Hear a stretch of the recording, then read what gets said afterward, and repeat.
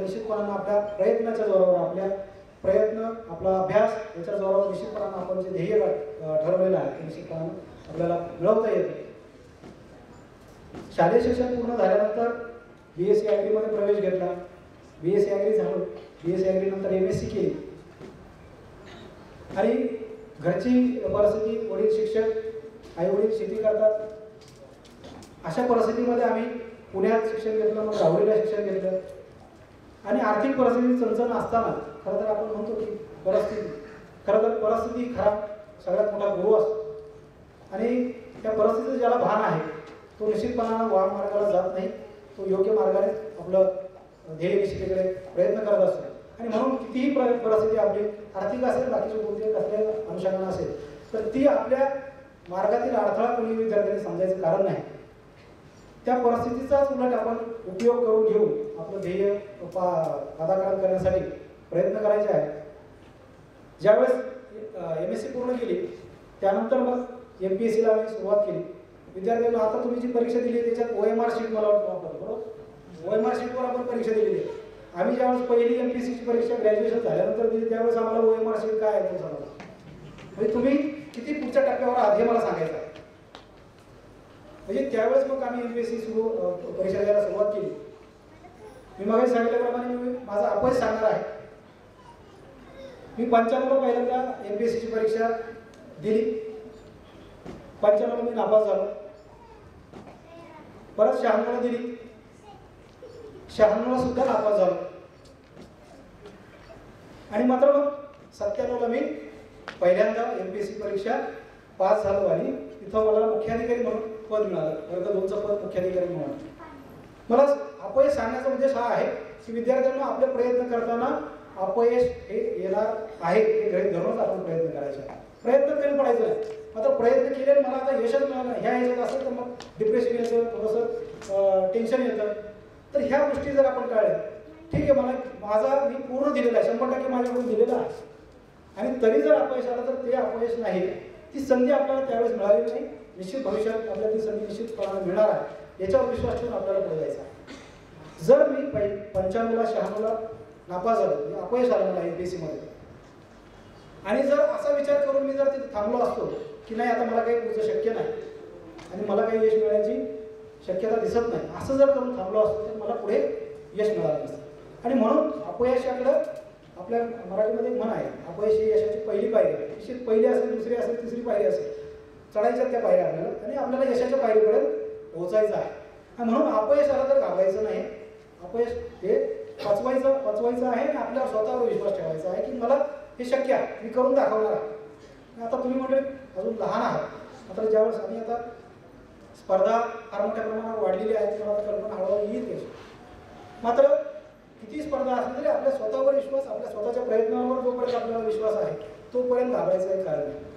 आणि म्हणून मग आणि जर मी त्यावेळेस थांबलो असतो तर माझा जो 2 वर्ष मी 95 आणि 96ला अभ्यास केलेला तो फुकट गेला असता. आता जर मी असं म्हटलं की मी 97ला पहिल्यांदा पास झालो, नंतर 98ला दुसऱ्यांदा परत पास झालो, मग मी 97ला पहिल्यांदा ज्यावेळेस पास झालो ते फक्त 97च्या प्रयत्नावर पास झालो असं जर म्हटलं तर चुकीचं ठरलं. मी 97ला पास झालो तर 95-96चे माझे प्रयत्न, माझा अभ्यास कामाला आलाच होता ना मला. म्हणजे असं काही समजायचं कारण नाही की माझा 2 वर्ष गेलेला जे प्रयत्न होते ते वाया गेले, फुकट गेले, असं नसतं. त्याच्यामुळे आपल्याला जिद्द पाहिजे की मला हे मिळवायचं आहे आणि ते मिळवायचं. आता आपण ज्या अकॅडमीच्या मार्फत ही परीक्षा घेतो, खरं तर त्यांचं नाव ध्येय अकॅडमी आहे. ध्येय आपलं ठरवणं गरजेचं आहे.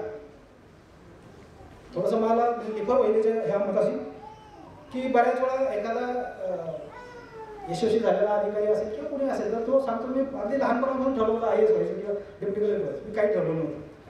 काय व्हायचं हे मी काही ठरवलं नव्हतं. किंबहुना ज्या प्रभावात आपण चाललो तिथं आपण ज्या ठिकाणी असू तिथं चांगल्या प्रयत्नाने आपण प्रयत्न करू आणि चांगलं यश मिळवू हे मात्र निश्चित ठरवलं होतं. म्हणून मी अमुकच व्हायचं असं काही ठरवलं. त्याच्यामुळे ध्येय निश्चित बाळगायचं आहे. ध्येय हे सक्सेसफुल होण्याचं ध्येय बाळगायचं आहे, यशस्वी होण्याचं ध्येय बाळगायचं आहे. मग ज्या फील्डमध्ये तुम्ही असाल त्या फील्डमध्ये तुम्ही टॉपला कसं झाला या दृष्टीने आपले प्रयत्न नेहमी चालू ठेवायचे. मग आपण काही स्पर्धा परीक्षेमध्ये होऊ, काही आपली व्यापारामध्ये होऊ, काही आणखी वेगवेगळ्या क्षेत्रामध्ये आपण प्रावीण्य मिळवू, परंतु ज्या ठिकाणी आपण असू त्या ठिकाणी आपण टॉपलाच असू ह्या दृष्टीने आपण आपले प्रयत्न करायचे. निश्चितपणाने आपल्याला यश हे मिळणार आहे.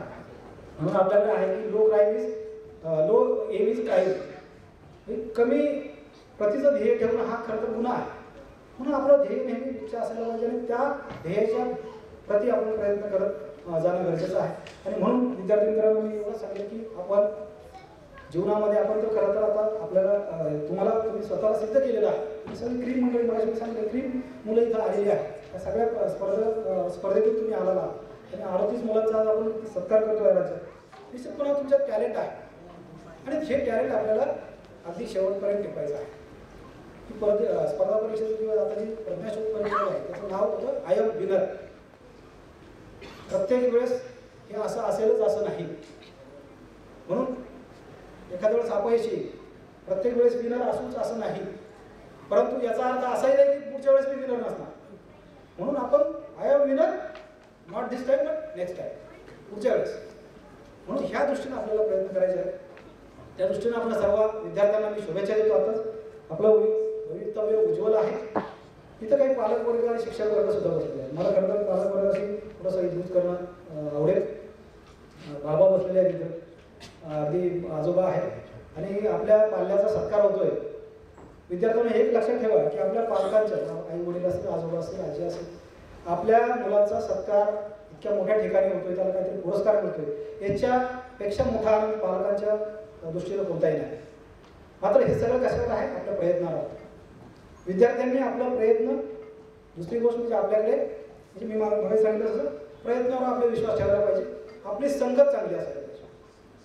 एका ठिकाणी म्हटलेलं आहे की आपलाच ग्रुप आहे विद्यार्थी म्हणून. आपण ज्यावेळेस तुम्ही शाळेतून कॉलेजला जाणार आहात, आणखी शिक्षण घेणार आहात, परंतु ह्या ठिकाणी बऱ्याच वेळा असं होतं की शाळेपर्यंत, मराठी शाळेपर्यंत किंवा प्राथमिक शिक्षणापर्यंत विद्यार्थी अत्यंत हुशार असतो, अगदी सगळ्या परीक्षेमध्ये होतो.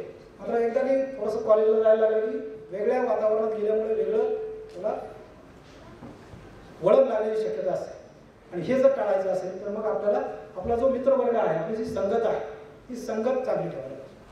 म्हणून आपला जो मित्रवर्ग आहे तो आपल्यापेक्षा उच्च क्वालिटीच्या मित्रांसोबत आपण राहायला पाहिजे, तरच आपली प्रगती होते. नाहीतर मग आपण आपला मित्र ग्रुप आहे किंवा मित्रवर्ग जो आहे तो जर लो याचा असेल थोडासा, तर मग आपली त्यांच्यासोबत अधोगती व्हायला सुरुवात होते. आणि म्हणून तुम्ही ज्या ठिकाणी जाणार, ज्या ठिकाणी तुम्ही भविष्यात तुमचा प्रयत्न करणार आहात, त्या ठिकाणी एक ध्येय ठेवा, आपली संगत चांगली असते. कारण ही पालक मंडळी जी आहे ती आपल्यासाठी जीवाचं रान करून आपल्या माध्यमातून त्यांच्या अपेक्षा पूर्ण करून घेण्यासाठी प्रयत्न करत असतात. आणि मग ही आपली जबाबदारी आहे की त्यांच्या सर्व अपेक्षा आपण आपल्या प्रयत्नातून पूर्ण करणं गरजेचं आहे. पालक वर्गांना मी हे सांगेन की आपल्या विद्यार्थ्यावर विश्वास ठेवा, विद्यार्थ्यावर लक्ष ठेवा. लक्ष ह्या दृष्टीनं की आपण त्याला जे गोष्टी पुरवतो आहोत त्याचा योग्य वापर होतोय की नाही. बऱ्याच वेळाने आता उदाहरण सांगितलं तसं कॉलेजला वगैरे गेल्यानंतर थोडंसं काटे फुटतात वेगळ्या वातावरणात, आणि आपल्याला तसं हे आहे की कॉलेज जीवन म्हणजे अगदी मुक्त हे आहे. तर तसं न होता त्या ठिकाणी त्या एका पॉईंटला जर आपण पालकांनी लक्ष दिलं तर निश्चितपणाने विद्यार्थी वर्ग जो आहे तो मार्गाकडे वळणार नाही. आणि आपलं जे ध्येय त्यांना घालून दिलेलं आहे त्या दृष्टीने तो निश्चितपणाने प्रयत्न करेल. त्या दृष्टीने खरं तर पालकांना माझी विनंती आहे की आपण आपल्या विद्यार्थ्यावर विश्वास ठेवून त्याला संधी उपलब्ध करून देणं, त्याची जी कॅपॅसिटी आहे तोपर्यंत आपण त्याच्या पाठीशी निश्चितपणाने उभं राहिले पाहिजे. माझं उदाहरण सांगेल, मागाशी सांगितल्याप्रमाणे माझं आई वडील शेतकरी, छोटेखानी फार मोठी काही शेती नाही, मात्र तीही 8 मही बागायत शेती अशा याच्यामधून शिक्षण घेऊन खरं तर माझं इथपर्यंत ह्या पदापर्यंत मी आलेलो आहे. मात्र निश्चितपणाने इथं मला सांगायला अभिमान वाटेल की आज माझी पुण्यामध्ये शिकण्याची कॅपॅसिटी नव्हती, राहुरीला जाऊन शिकण्याची कॅपॅसिटी नव्हती, मात्र फक्त माझ्या पालकांच्या इच्छाशक्तीवर आणि त्यांनी घेतलेल्या कष्टावरच आजपर्यंत मी इथं आलो. म्हणजे जर त्यांनी त्यांच्या सुविधा नव्हत्या तेवढ्या तरी सुद्धा त्यांनी प्रोत्साहन दिलं आणि शिक, तुला जिथपर्यंत शिकायचं तिथपर्यंत शिक.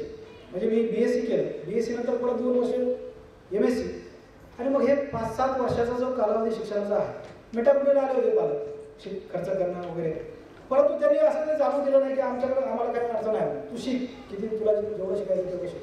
हा विश्वास आपण पालकांनी विद्यार्थ्यांमध्ये दाखवला पाहिजे आणि विद्यार्थ्यांनी त्याची चीज करण्यासाठी प्रयत्न केले पाहिजे. आणि ही जर जाणीव दोघांमध्ये पालकवर्ग आणि विद्यार्थ्यांमध्ये असेल तर निश्चितपणाने उज्ज्वल भविष्य घडल्याशिवाय राहणार नाही, असा मला ठाम विश्वास वाटतो. या आजच्या कार्यक्रमाच्या माध्यमातून आज ध्येय अकॅडमी मार्फत आज खरं तर एकदम चांगला कार्यक्रम इथं घेतलेला आहे. आणि शेळके सरांनी इथं सांगितल्याप्रमाणे त्यांनी भविष्यातली वाटचाल सुद्धा इथं सांगितलेली आहे. या ग्रामीण भागातील विद्यार्थ्यांसाठी खरं तर हा चांगला उपक्रम आणि चांगली संधी आहे. आता विद्यार्थ्यांनी काही मनोगत व्यक्त केलं आणि त्यांनी सांगितलं की या परीक्षेच्या माध्यमातून त्यांना कसे अनुभव आले आणि त्यांचा फायदा कसा झाला. निश्चितपणानं या संधी ज्या आहे या संधीचा लाभ या ग्रामीण भागातील विद्यार्थ्यांनी करून घ्यावा आणि उज्ज्वल भविष्य आहे. अत्यंत अगणित अशा संधी या तुम्हाला उपलब्ध आहेत, त्या आपण कशा पद्धतीने हे करायच्या, आत्मसात करायच्या आणि त्या कशा कॅप्चर करायच्या या दृष्टीने आपण सर्वांनी प्रयत्न करायचे. आज ध्येय अकॅडमी मार्फत जो काही उपक्रम घेतलेला आहे तो निश्चितच तुमचे उपक्रम आहे आणि गेले त्यांच्या 8-10 वर्षाचा 8-10 वर्षाचा तुमचा हा प्रयत्नांचा परिपाक म्हणून आजचा हा कार्यक्रम होतो आहे. आणि निश्चितपणानं भविष्यात सुद्धा त्यांचे जसं त्यांनी आता त्यांचं विजन पुढचं सांगितलं त्यामध्ये सुद्धा तो प्रयत्न करणार आहे. निश्चितपणानं चांगला प्रतिसाद तो संपूर्ण राज्यातून त्यांना मिळेल अशी खात्री आजच्या या कार्यक्रमावरून मला वाटते. अशाच पद्धतीचे चांगले उपक्रम या ध्येय अकॅडमीतर्फे शेंडगे सर आणि शेंडगे मॅडम यांनी राबवावेत आणि या ग्रामीण भागातील किंवा संपूर्ण महाराष्ट्रातील विद्यार्थ्यांना शोधून त्यांना घडवण्याचं काम त्यांच्यामार्फत व्हावं अशी सदिच्छा मी त्यांना देतो आणि त्यांची परंपरा उज्ज्वल राहावं अशी पुन्हा एकदा सदिच्छा देतो आणि माझ्या 2 शब्द संपवतो. जय हिंद, जय महाराष्ट्र. जोरदार टाळ्या झाल्या पाहिजे साहेबांसाठी. अत्यंत मनमोकळेपणाने साहेब खरं सांगतो, आपण बोलत असताना अक्षरशः अंगावरती शहारा येतात. कुठे थांबलो, काय शिक्षण भेटणार, शिक्षण किती महत्वाचं होतं असंच अधिकारी घडत नाही, तुम्हालाही माहिती आहे. पण साहेबांनी ज्या मार्गक्रमणातून ज्या परिस्थितीतून साहेब घडलेले आहेत ते साहेब सांगत असताना अक्षरशः अंगावरती काटा येत होता. असं वाटत होतं की सर्व सोडावं आणि जाऊन कुठेतरी एखादा फाउंडेशन कोर्स जॉईन करावं आणि स्पर्धा परीक्षेला सुरुवात करावी. मित्रांनो, तुम्ही लहान आहेत, साहेबांनी जे मार्गदर्शन केलेले आहे कदाचित आज तुम्हाला एवढंच कळत नसेल. आई वडिलांकडून जाणून घ्या साहेबांनी जे आपल्याला मार्गदर्शन केलेलं आहे ते किती अनमोल होता. साहेबांचं संपूर्ण जीवनचरित्र आपल्यासमोर मांडलेलं आहे. आपल्याला अधिकारी होण्यासाठी पालकापासून शिक्षकापासून आपल्यापर्यंत सर्वांना त्यांनी सर्वांगाने असं त्यांनी मार्गदर्शन केलेलं आहे. साहेब हे किंडर जॉयच्या जमान्याचे विद्यार्थी, हे कॅडबरीच्या जमान्याचे विद्यार्थी, यांना खाण्यासाठी बरोबर बिस्किट लागतं, बरोबर आहे का नाही? पेन संपल्याच्या नंतर रिफिल बदलतात का पेन बदलतात रे बाळांनो? पेन बदलतात, बरोबर आहे का नाही? बाळांनो, तुम्हाला सांगायला नक्कीच आनंद वाटेल. आम्हाला म्हणजे इव्हन तुमच्या आई वडिलांना सुद्धा एक पेन राहायचा आणि 1 महिना 2 महिन्याच्या नंतर 6 रिफिलचा कांडी असते ना मध्ये 50 पैशाला एक कांडी भेटायची. ते 6 कांडीचे एक पॉकेट घेऊन यायचे आणि ते कांडीत कुठेतरी शाई जरी असलं तरी त्याला झटकून त्या पेनला लिहायचो आम्ही. पेन्सिल नव्हते, अलीकडे आले. त्या पेन्सिलला सुद्धा शार्प करून लिहायचो. आता तुम्ही शार्प करत नाही, लीड पेन वापरतात, बरोबर आहे ना? किंडर जॉय खातात. किंडर जॉयची किंमत किती आहे? नाही जास्त आहे, 60-70 रुपये असेल. हा आहे ना? हा, तर आमचे आई वडील ज्यावेळेस बाजाराला जायचे त्यावेळेस संपूर्ण घरचा खाऊ असायचा 10 ते 15 रुपयाचा. तुमचा एक किंडर जॉय 70 रुपयाचा आहे. किती नशिबान आहात विचार करा.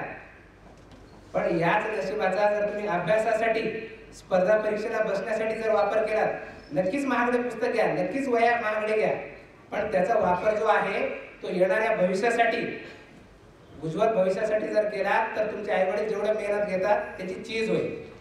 वरच्या वर्गातले विद्यार्थी नक्कीच जाणत असतील हे किती महत्वाचं आहे आपल्यासाठी. साहेबांना जे मार्गदर्शन केलं, खरंच सांगतो माझ्यासाठी तरी खूप अनमोल असं मार्गदर्शन होतं. साहेब धन्यवाद. आमचे विद्यार्थी आपण सांगितलेल्या गोष्टीची परिपूर्ती करण्यासाठी प्रयत्न करतील, त्यांचे आई वडील देखील त्यांना सहकार्य करतील. धन्यवाद सर. अतिशय प्रभावशाली, सर्वांना उत्साह देणारं मार्गदर्शन सरांनी केलं. यानंतर माननीय श्री योगेश लिमये सर यांना मी विनंती करते की कृपया आपल्या ज्ञानकुंभातील विचारांच्या तेजाचं आम्हाला बहुमोल असं मार्गदर्शन करावं. माननीय श्री योगेश लिमये सर.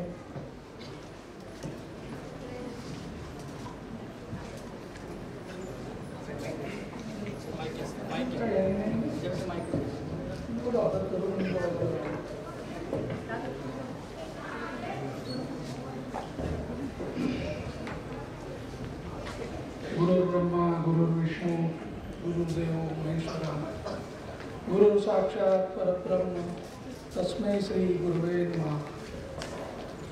आज ध्येय प्रकाशन अकॅडमी तर्फे जो काही सत्कार सोहळा आयोजित केला आहे त्यासाठी उपस्थित असलेले माझे स्नेही तांबे सर, त्यानंतर शेंडगे पिता पत्नी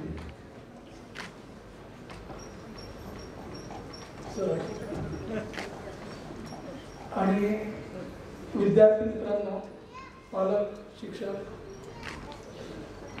मी काही खरा वक्ता नाही आहे आणि मार्गदर्शन पण नाही करू शकत, पण एक गणतीच्या 4 गोष्टी सांगणार आहे. 5-6 वर्षापूर्वी सर माझ्याकडे आले होते बालभारतीमध्ये. ते आले ते म्हणजे काय की आम्ही कॉपीराईट म्हणून कन्सेप्ट आणला आणि कंपल्सरी केलं की हे प्रायव्हेट पब्लिशर जे आहेत ते वाटेल ते देत आहेत, जरा येऊन दाखवा आम्हाला, आम्ही बघतो आणि मग मुलांपर्यंत चांगल्या गोष्टी जाऊ दे. विरोध पण खूप झाला. त्याच्यातच हे सर एक दिवस माझ्या घरी ऑफिसमध्ये आले आणि म्हणलं सर हे असं असं आहे, आम्ही असं असं करतोय. म्हटलं ठीक आहे, करा, रजिस्ट्रेशन करा, प्रोसेस करा. माझी सरांनी ती प्रोसेस पूर्ण केली. मग बोलता बोलता त्यांनी काही गोष्टी सांगितल्या मला की ज्या ऑलरेडी करत होते. असे असं एक ध्येय प्रकाशन आहे आमचं आणि आम्ही या प्रकारे मुलांना प्रशिक्षण देणार आहोत आणि महाराष्ट्रापर्यंत रीच वाढवणार आहोत. त्याचा मला जरा कल्पना वेगळी वाटली, कारण त्याच्या पुणे मुंबईमध्ये भरपूर अकॅडमिक्स आहेत की ज्या लाखो हजारो पैसे घेऊन त्यांचं काम करत असतात. आणि विचार केला तर असं लक्षात येईल आपल्याला की पालक हजारो लाखो रुपये भरतात, यश मात्र येत नाही. मला ते नाव खूप आवडलं, ध्येय. बेसिकली स्वप्न जो बघतो ना त्याची स्वप्न पूर्ण होतात, पण त्याच्यासाठी ध्येय पण फार महत्वाचं असतं. मुलांना ज्यावेळेस सरांनी मला ही कल्पना सांगितली तर मला जरा थोडासा अचंबा वाटला होता की कसं काय शक्य होणार आहे. सगळ्या गोष्टी फार अवघड असतात आजच्या काळामध्ये, कॉम्पिटिशन खूप आहे. मग एक दिवस मॅडम पण आल्या होत्या, मी बऱ्याच गप्पा पण मारल्या. तुला काहीतरी आहे याच्यात, स्पार्क दिसतोय. मी नंतर विसरून गेलो होतो. तेव्हा सगळ्यांचा मेसेज आला मला की म्हणे सर तुमचा सन्मान करायचा. अरे म्हणून मी कुठे सन्मान पात्र वगैरे नाही आहे, मी कुठे जात नाही आणि अशा कार्यक्रमांना तुम्ही जातच नाही. तू असं जनरल गप्पा मारायला मुलांशी बोलायला तुम्ही नक्की नाही नाही नाही तसं नाही, तुम्हाला यायला लागेल. म्हणजे पण कशाचा सन्मान आहे, काय आहे ते तरी कळवलं. त्यांनी मला सगळे डिटेल पाठवले आणि मला आश्चर्याचा धक्का बसला. 1,38,000 मुलं, त्यांची ऑनलाईन परीक्षा सेंटर्स. मला बोर्डाला पण परीक्षा कंडक्ट करायच्या म्हणजे इतकं मेहनत करायला लागते. वर्षभर आम्ही प्रयत्न करतो तेव्हा 15 लाख मुलांची परीक्षा घेऊ शकतो. ही वस्तुस्थिती असताना अशा रुरल भागात जाऊन तिथल्या शिक्षकांशी बोलून तिथली सगळी कनेक्टिव्हिटी तयार करून हे जे काही काम चालू केलेलं आहे ते खरंच आश्चर्यचकित करण्याजोगं होतं. आणि म्हणून मी म्हणतो सर की तुम्ही जे स्वप्न बघितलंय ना तेच ध्येय. आणि तो जो वृक्ष लावलाय आणि जेवढ्या काही कल्पना मांडल्या आता तुम्ही, किंवा आपण मगाशी बोलत असताना पण बऱ्याच गोष्टी मांडल्या आहेत मी. तर मला खात्री वाटते की हे नक्कीच पूर्णत्वाकडे जाणार आहे. आपण नेहमी कुठे वाचत असतो, ऐकत असतो की दिल्लीचंही तप्त राखतो महाराष्ट्र माझा. अरे फक्त ऐकतो आपण, करतो काय? आणि त्यामुळे लहान वयापासून म्हणजे पहिलीपासून पुढच्या 21 वर्षापर्यंतचा प्रोग्राम मुलांसाठी तयार करणारी पहिली अकॅडमी असेल.